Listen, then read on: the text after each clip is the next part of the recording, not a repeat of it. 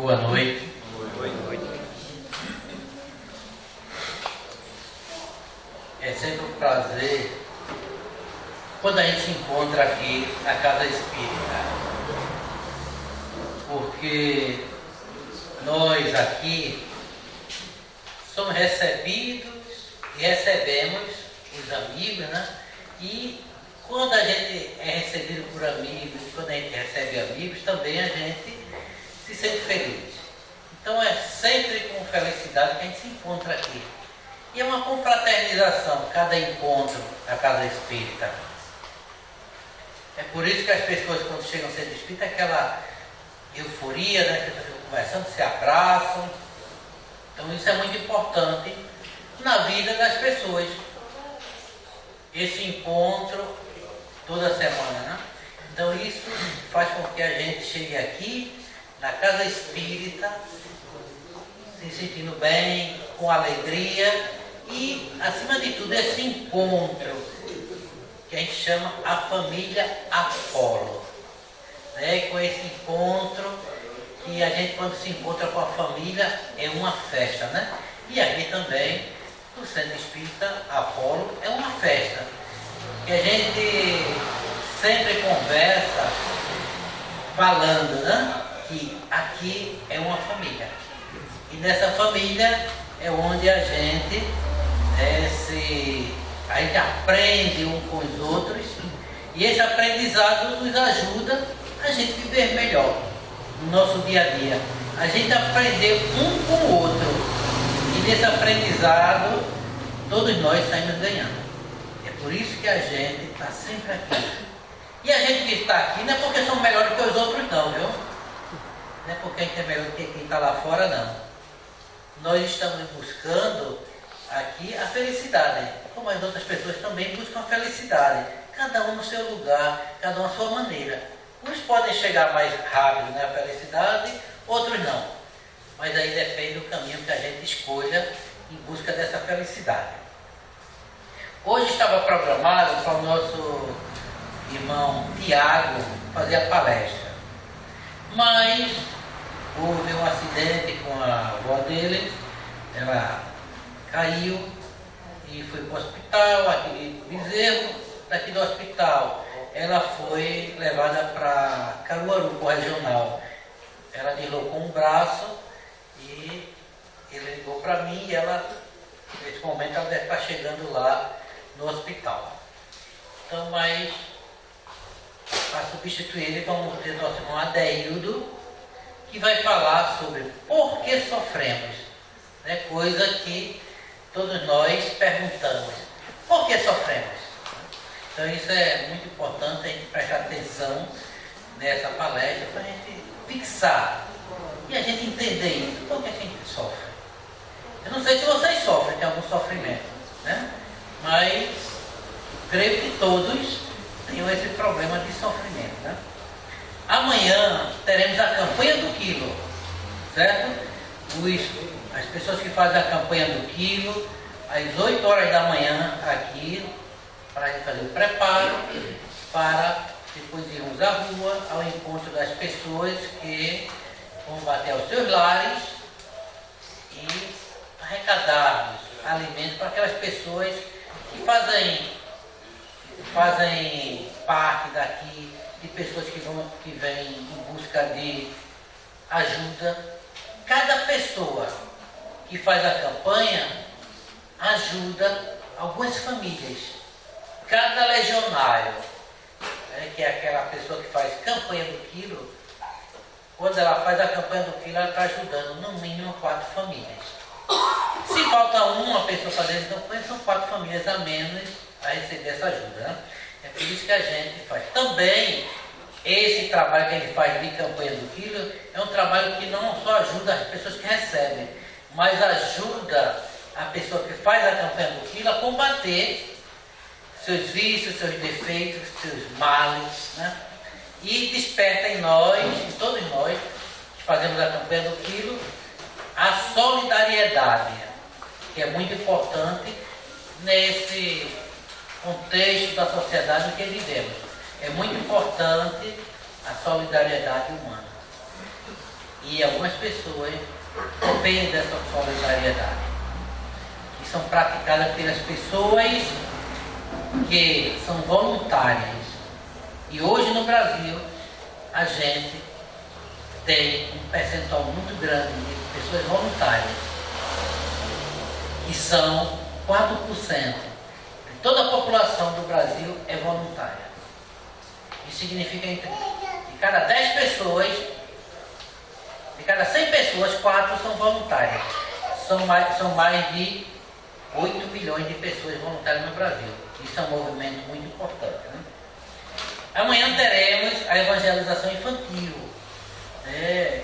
Que será Marina e Tiago, que estarão dando aula para as crianças.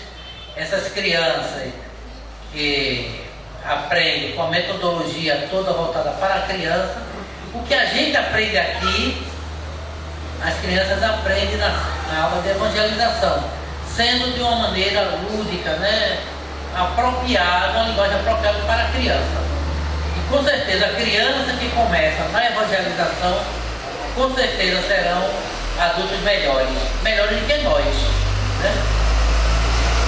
Então a gente tem visto aí crianças, né? Fabulosas, crianças que estão aí mostrando para os adultos como ser cidadão.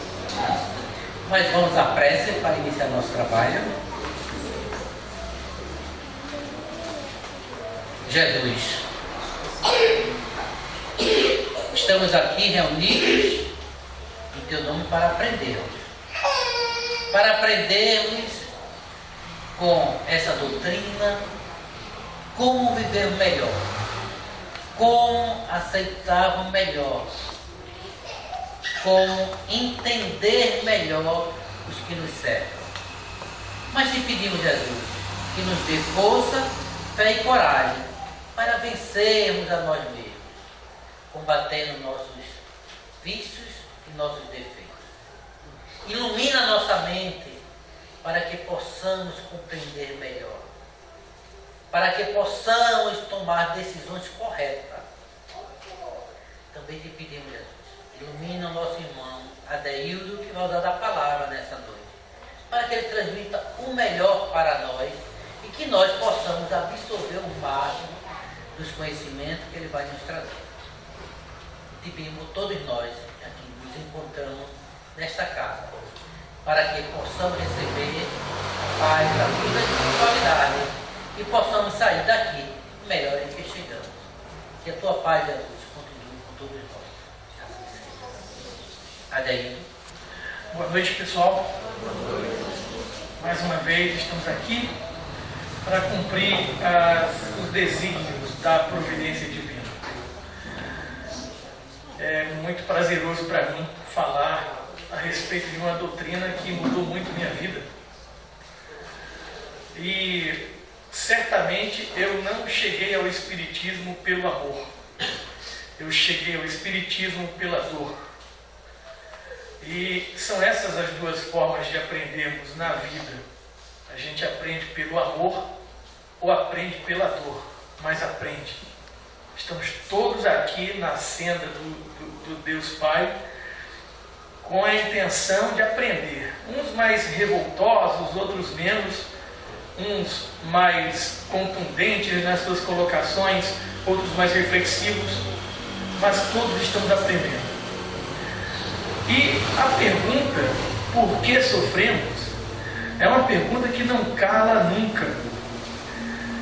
Sempre estamos fazendo, sempre estamos ouvindo alguém fazer essa pergunta e muitas vezes ela vem acompanhada de muita lamentação, uma lamúria quase sem fim. Pois bem,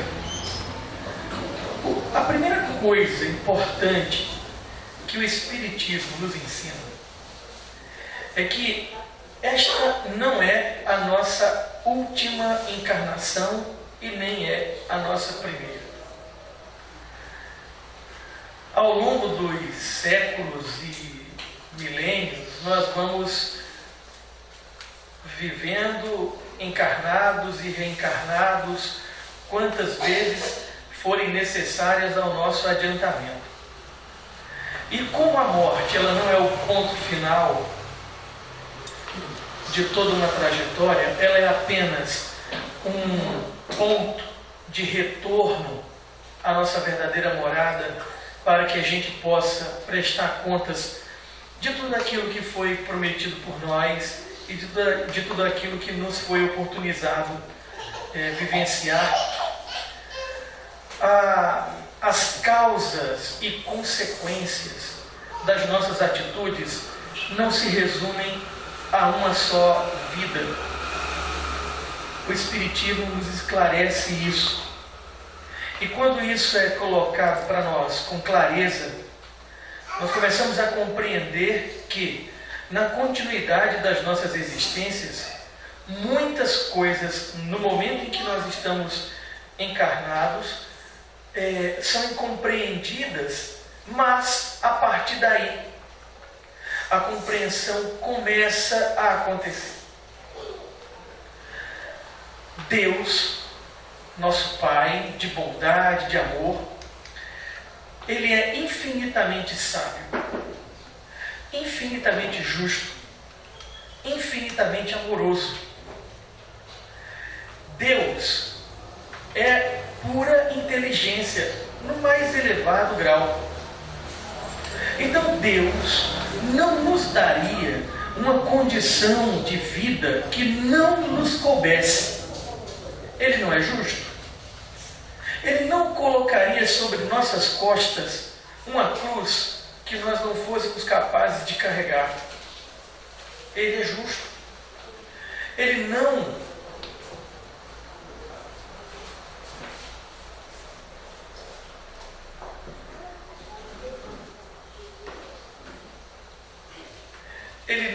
colocaria para nós situações que não fossem possíveis de serem vencidas por nós.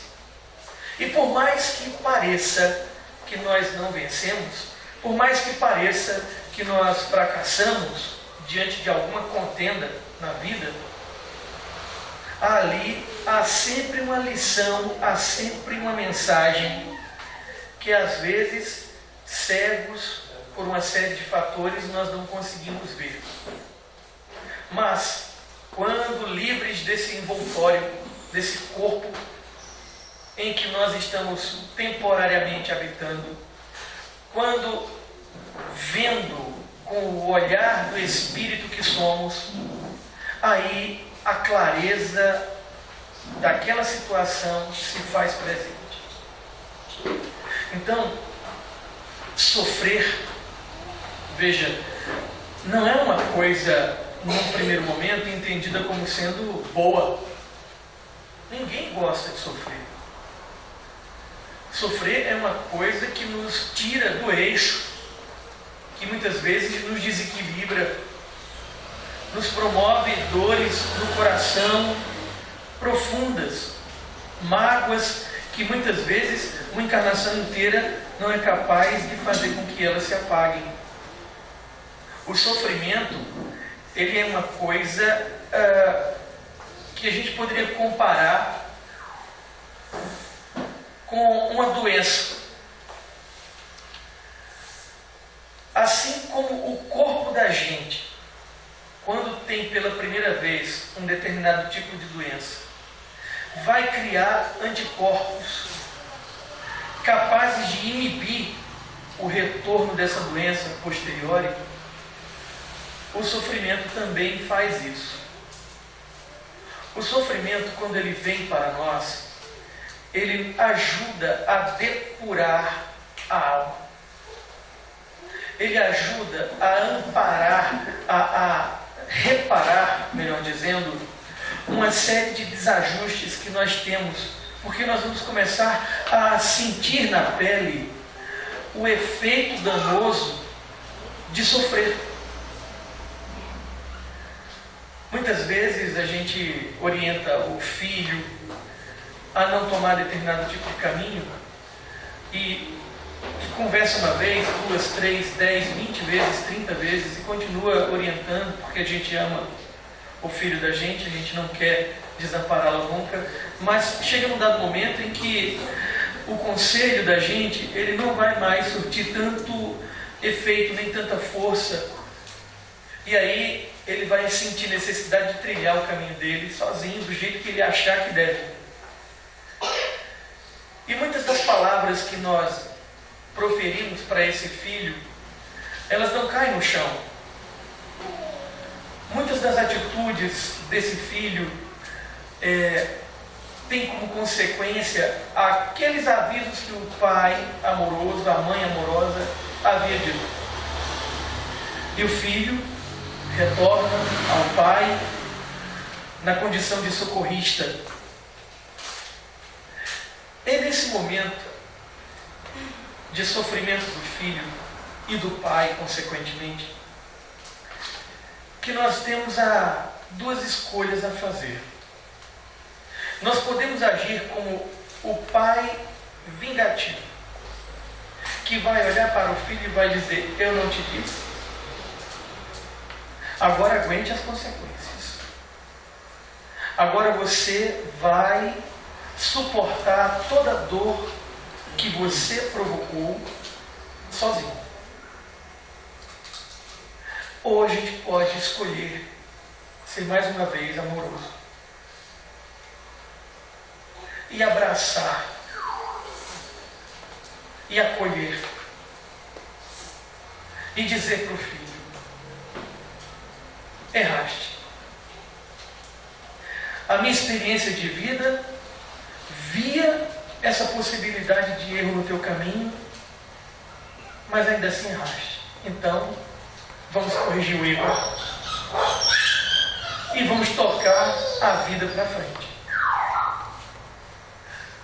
Nós não podemos e não devemos ser algozes de ninguém. O sofrimento que a vida traz para cada um de nós, em virtude dos nossos débitos de vidas pretéritas, já está programado para acontecer conosco. Fatalmente acontecerá? Não. Porque Deus também é bondade, é amor. Dependendo das escolhas que fazemos na vida, dependendo de como vamos dar direcionamento para as nossas atitudes, a providência divina está nos vendo. E é como uma vez um rapaz perguntou para uma reunião mediúnica, para uma entidade: por que eu, que tanto ajudo as pessoas, levei esse tiro? Ele havia levado um tiro, uma bala perdida, pegou no ombro dele. E a entidade disse: meu amigo, o que era para pegar na sua cabeça, pela graça de Deus, pegou no seu ombro. Então, esse rapaz, ele não entendia o fato de estar sempre trabalhando em prol do próximo, sempre envolvido nas campanhas sociais do centro que eu frequentava. Era das primeiras pessoas que chegavam na cozinha para organizar o sopão, não é? E ele não entendia por que a espiritualidade não o livrou daquela bala. E essa entidade disse a ele que o que era para pegar na cabeça, pegou no ombro. Então, a providência divina não nos esquece. Deus, através dos irmãos do mundo maior, que velam por nós, através do nosso anjo de guarda, está o tempo todo a nos amparar. E o merecimento decorrente das nossas atitudes e escolhas ao longo da vida não é esquecido e nem é guardado como precatório para lá na frente ter um retorno. Muitas vezes é nessa existência que os primeiros retornos ocorrem. Então, por que cada um de nós está passando por algum tipo de sofrimento que cada um aqui sabe qual é o seu? Para quê? São duas perguntas distintas. O porquê busca a causa. O para quê, a finalidade. Porque sofremos. Veja o que nos acontece hoje. Uma pessoa me disse assim uma vez: eu não consigo juntar dinheiro. Eu não consigo economizar. Eu sempre vivo argolado, com a corda do pescoço. Trabalho de manhã, de tarde, de noite, mas não consigo sair da condição em que me encontro. Não passo necessidade, mas também não consigo fazer uma viagem. Não consigo fazer um passeio um pouco mais divertido com a minha família, porque não tenho condições. Mas não me falta a comida, a dormida, não me falta a casa. E eu dizia para ele o seguinte: será, vou usar um nome fictício, será, João, que talvez uma vida financeira mais abastada não seria uma armadilha na tua vida? Será que se tu ganhasses mais, será que se tu tivesses uma condição financeira dessas que você busca e deseja tanto, será que aí não estariam os caminhos que te levariam para uma separação, para um desvirtuamento da tua fé? E quando comecei a indagá-lo, ele ficou com um olhar reflexivo. E depois de uma longa conversa, ele concordou e achou que realmente isso podia ser, sim, o que estava acontecendo. Então ele dizendo para mim, meses depois, ele passou a ter um outro olhar sobre a vida dele. Ele passou a dar muito mais valor àquilo que ele tinha. Passou a viver melhor com o que lhe era dado pela vida. E esqueceu definitivamente a vida que ele gostaria de ter. Porque ele passou a ter a convicção de que a vida que ele tinha era melhor que ele podia ter. João, nesse momento, entendeu que esse sofrimento que mexia com ele, que às vezes fazia com que ele perdesse o sono até, João entendeu que esse sofrimento era muito mais uma escolha dele do que um sofrimento de fato programado para ele. João escolhia sofrer. Então veja só, eu estou colocando agora uma outra situação. A primeira situação que eu coloquei está associada a vidas pretéritas. Muitas vezes sofremos porque fizemos alguma coisa lá atrás e que naquela encarnação não deu tempo de pagarmos. Ficou para uma próxima. E agora eu estou colocando uma outra situação, de que sofremos porque escolhemos sofrer. São duas situações distintas, porque uma está associada a uma lei universal de causa e efeito, e a outra está associada ao nosso livre-arbítrio. Quando é que nós escolhemos sofrer?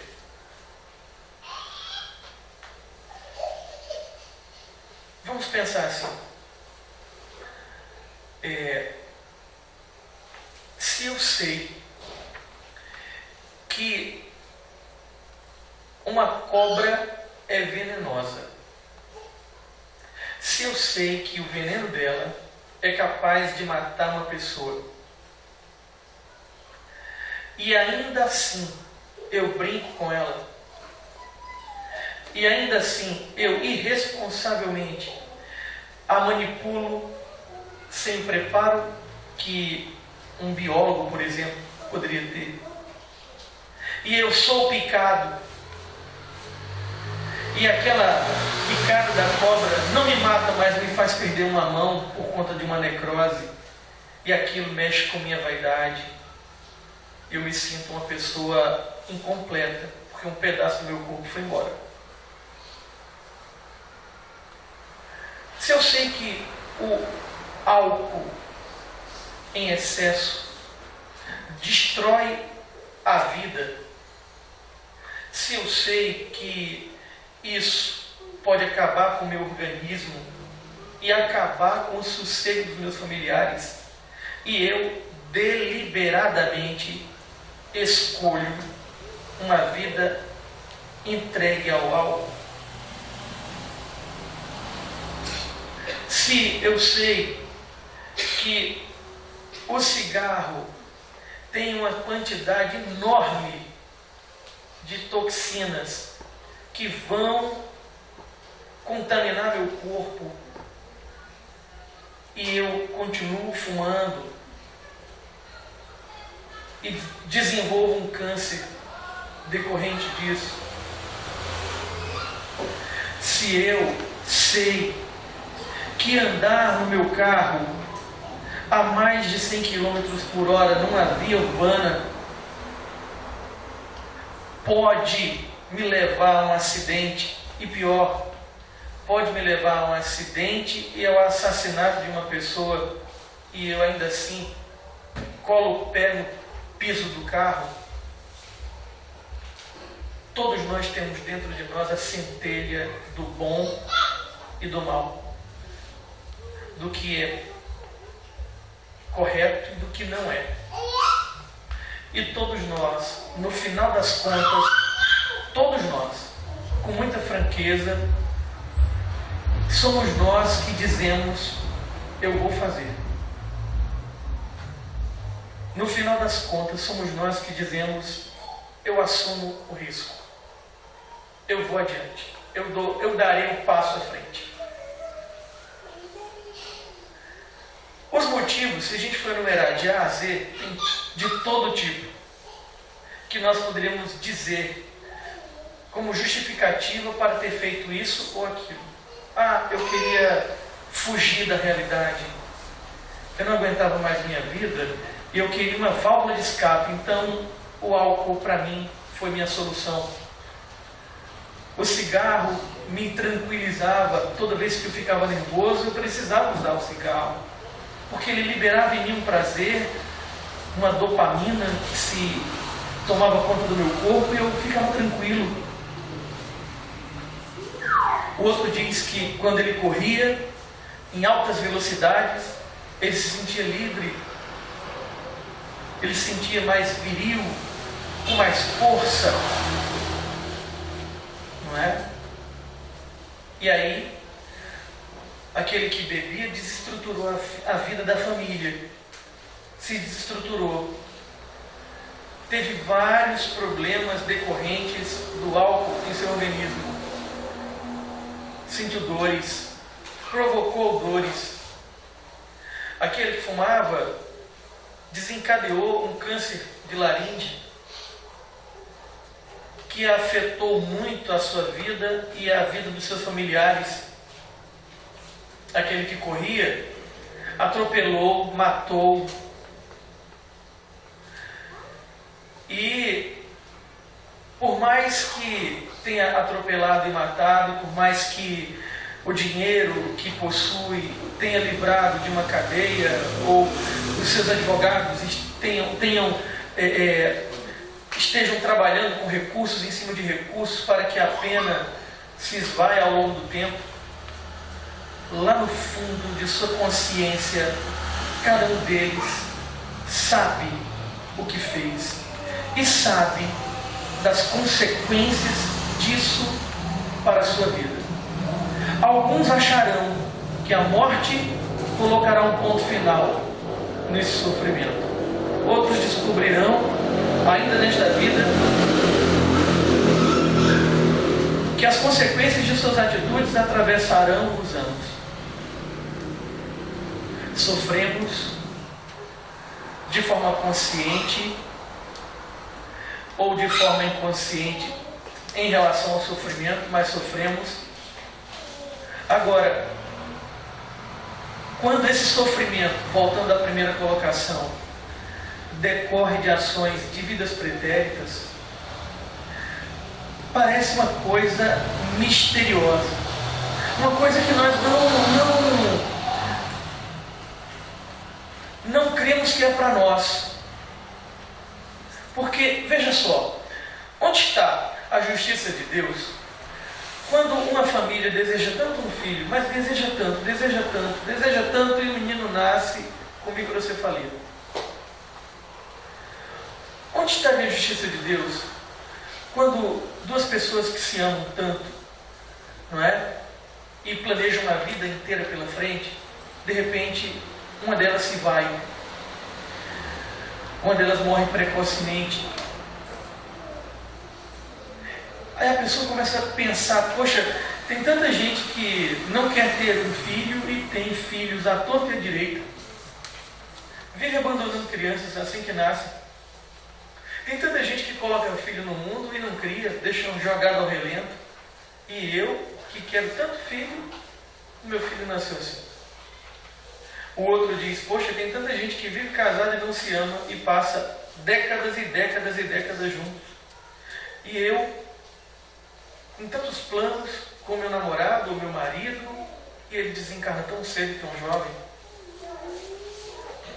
Essas coisas que parecem não ter lógica, essas coisas que nos promovem uma dor profunda, o sofrimento, e que parecem não ter vindo como resultado da nossa ação. Mistérios. O Espiritismo joga luz sobre tudo isso e nos mostra, como eu havia dito, que no carreiro das existências as coisas não acontecem por acaso. Havia um casal que queria muito ter um filho e teve. E era um menino muito amado. E esse jovem, junto com a família, estava no carro, quando o carro da família foi assaltado, tomado de assalto. Na época, o pai tentou tirar a criança e não conseguiu. Os assaltantes saíram a toda velocidade e o menino foi arrastado durante várias horas. O corpo do menino ficou totalmente dilacerado e os pais entraram num estado de sofrimento profundo por ter presenciado uma morte tão violenta e trágica de uma criança tão amada. E naturalmente se questionou, Deus, onde está você que não viu isso? Não é? E essa família passou por perturbações profundas decorrentes disso. Até que, numa psicografia ditada pelo espírito que foi menino, ele vem clarear para os pais o acontecimento. Primeiro, ele agradece aos pais por terem recebido naquela existência a ele, porque os pais eram dois dos cristãos que ele, quando general romano, dilacerou, amarrando-os em sua biga e carregando e arrastando os corpos ainda vivos até se despedaçarem por quilômetros. A carta narrou muitas das atrocidades cometidas por ele, menino, enquanto general romano. E a carta termina ilustrando de forma muito acalentosa o coração dos pais, dizendo que aquilo que aconteceu com ele, foi ele quem escolheu. Foi ele quem escolheu ser morto, como ele havia matado tantas pessoas. E que os pais não continuassem mais naquele estado de sofrimento profundo em que se encontravam, porque ele estava resgatado. porque ele estava amparado, porque agora ele estava ao lado de almas boas, esperando um dia o retorno ao abraço dos pais. A vida desse casal, consequentemente, mudou. E hoje eles são trabalhadores da seara espírita, convictos de que a carta foi escrita pelo filho, porque há outros detalhes ditos na carta que somente eles dois e o filho tinham conhecimento. Os sofrimentos de vidas que acontecem conosco nessa encarnação e que têm suas causas em vidas pregressas, eles não, como eu disse, não são obrigados a acontecer, mas quando acontecem, faz parte dessa lei kármica de causa e efeito. Adeildo, então quer dizer que alguém será obrigado a provocar o nosso sofrimento? Não, eu não disse isso. Eu disse que quando acontece, acontece em virtude de uma lei kármica de causa e efeito. Mas o próprio Cristo diz que o escândalo é necessário, mas triste daquele por quem o escândalo vier.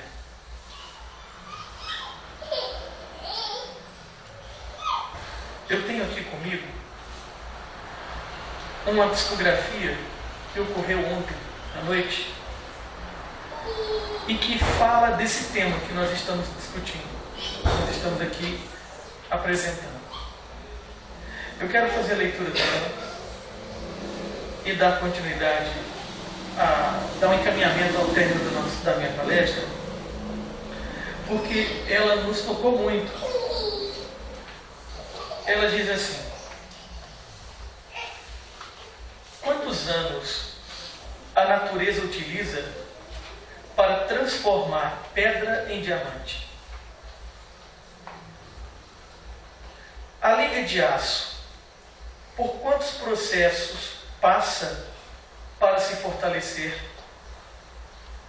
A bigorna e o martelo são instrumentos da transformação. Sem o fogo não há queima, e sem a queima não há transformação. O sofrimento é instrumento da espiritualidade para depurar a alma. O sofrimento é necessário para transformar a matéria rude do espírito em joia quintessenciada. Ele, o sofrimento, é necessário, não é obrigatório. Imagine o pão sem o forno. Imagine o café sem a torra. Sofrer não é um fim, antes é um meio. Nem todos dele precisamos, mas os que dele necessitam não ficam desamparados. Essa psicografia chega para nós como um alento aos nossos corações, para mostrar para nós todos e fortalecer na nossa fé a ideia de que nós nunca estamos desamparados. Diante de qualquer situação, em qualquer circunstância, sofrendo nesta vida, em decorrência das nossas atitudes ainda nesta vida, ou sofrendo em decorrência de atitudes de vidas pregressas, nós nunca estamos desamparados. Alguns de nós, na caminhada, fraquejamos. Alguns de nós cometem um suicídio. Alguns de nós praticamos uma atitude impensada decorrente dessa situação de sofrimento. Mas ainda assim, não estaremos desamparados, não estamos desamparados. Nosso anjo de guarda está ali conosco. Os bons espíritos não interferem no nosso livre-arbítrio, mas estão ali o tempo todo conosco. E o Espiritismo é para todos nós uma oportunidade que nos é dada para entendermos todas essas questões e muitas outras, mas especificamente todas essas questões com clareza. Uma vez brincando, eu disse para uma pessoa assim: você reclama muito das coisas que acontecem com você, como se você fosse o único sofredor do mundo. Você chega a dizer que Deus está vendo tudo que você está passando e não é possível que quando você morrer você não vá para o céu. Você diz isso. Mas será que todo esse sofrimento que você diz que passa, será que ele não é apenas um fragmento de um sofrimento muito maior pelo qual você poderia estar passando? Pense nisso. Ela ainda não pensou, porque ela continua lamuriando, ela continua reclamando o tempo todo, não é?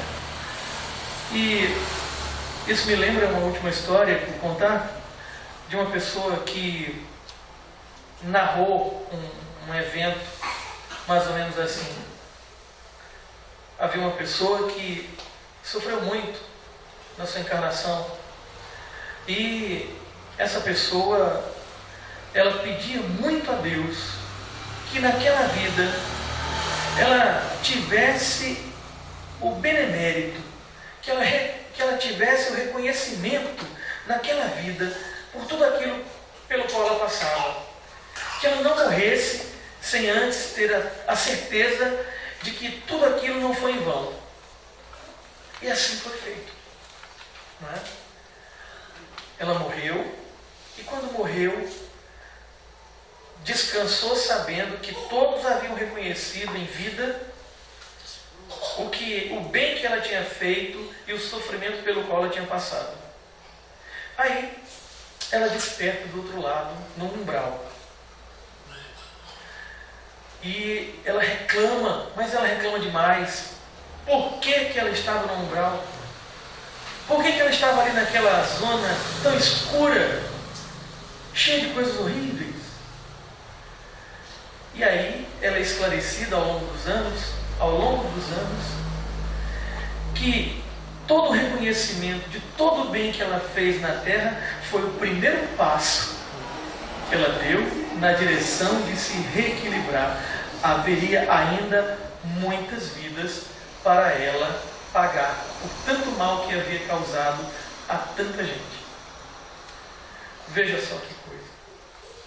Então, meus amigos que estão aqui hoje me ouvindo, eu tenho a dizer uma coisa para vocês além de tudo isso. Aproveitemos cada oportunidade que a vida nos dá da melhor forma possível, para passar pelos nossos sofrimentos mais íntimos, sem praguejar, sem blasfemar, sem achar que isto é injusto para conosco. Passemos pelas provas com nota 10, se não 10, 8 serve. Mas não repitamos o ano. Não passemos ou não busquemos passar por tudo isso de novo.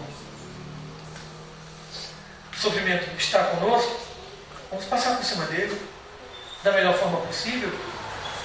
Vamos buscar amparo nas palavras do Cristo, no Evangelho segundo o Espiritismo, aqui na Casa Espírita. Vamos frequentar os cursos do ESD, que ajudam mais ainda a compreender a nossa vida na Terra. E vamos replicar isso, não só pelas palavras, mas sobretudo pela nossa vida, que vai se transformar em exemplo. Eu agradeço mais uma vez a oportunidade de estar aqui falando e encerro esta fala dizendo mais uma coisa, que é claro e justo, que nada acontece na nossa vida sem a permissão divina.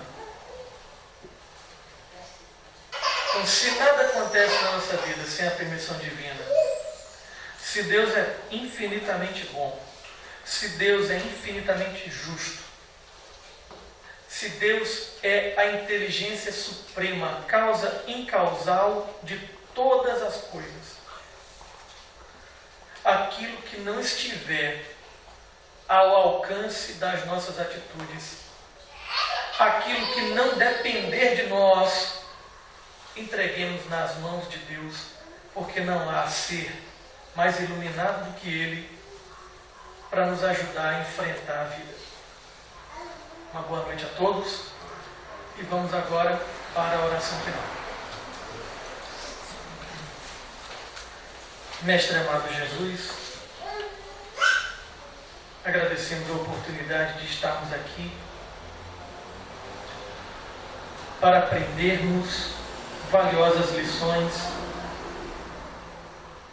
Ajuda-nos, Senhor, a carregar as palavras da noite de hoje em nossos corações. Ajuda-nos, Senhor, a transformar estas palavras em atitudes. Ampara-nos diante dos nossos sofrimentos. Ajuda-nos, Senhor, na iminência da queda, a nos precavermos. E se cairmos, ajuda-nos, Senhor, a levantar. Queremos, de alguma sorte, Senhor, merecer a companhia dos bons espíritos, para que possam nos inspirar no enfrentamento das dificuldades da vida. Ampara o nosso amigo Tiago, que está neste momento socorrendo sua avó, e tantos outros irmãos espalhados pelo mundo, que neste momento também estão socorrendo os seus. Que todos possam receber tuas bênçãos de luz, Senhor, na noite de hoje. Que nós possamos, na nossa intimidade de nossa consciência, guardar o conforto de tua justiça divina. Que assim seja. Queremos agradecer ao nosso irmão Adeildo pelo me socorrermos na noite de hoje, substituindo o Tiago. Agradecer a presença de vocês, pedindo a Deus que nos ilumine e que tenham um bom final de semana.